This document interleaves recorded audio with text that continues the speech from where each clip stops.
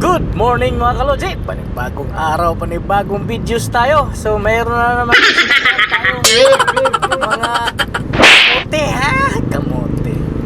Mayroon po tayong nakikita ngayon na walang helmet silang dalawa. Patapos na ako yata sa gitna.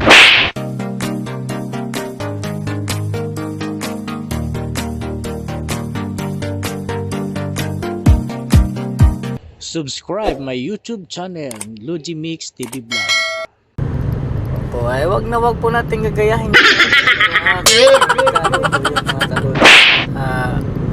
tandaan po natin na kahit pasabihin natin malapit lang o sandali lang, pag nasa highway po tayo, hindi po kasi natin alam yung ibang driver dyan, mamaya tayo yung babanggain. Pa tayo, mauna yung naman po sana, at lagi po tayong magdadala ng helmet, at pag may dala po tayong helmet, dapat isusuot po natin sa ating ulo, okay? Huwag po natin sabihin na malapit lang naman ako, dyan lang naman ako, yung aksidente kasi hindi natin nalalaman kaya sa akin lang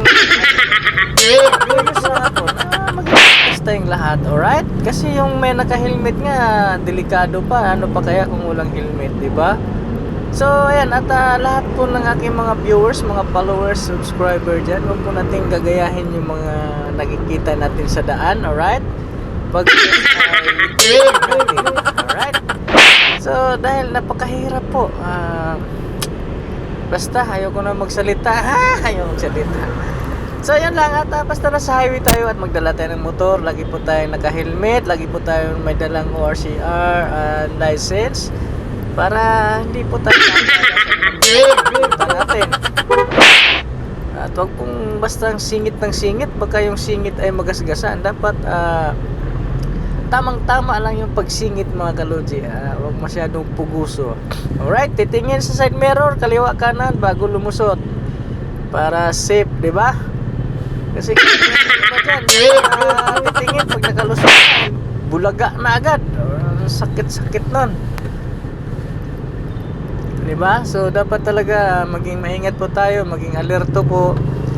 Ayan. At yung mga bago pa lang sa aking videos, wag kayo mag-follow sa Luigi Mix TV Vlog. So ayan, at maraming salamat sa inyo mga kaloji, at and thank you.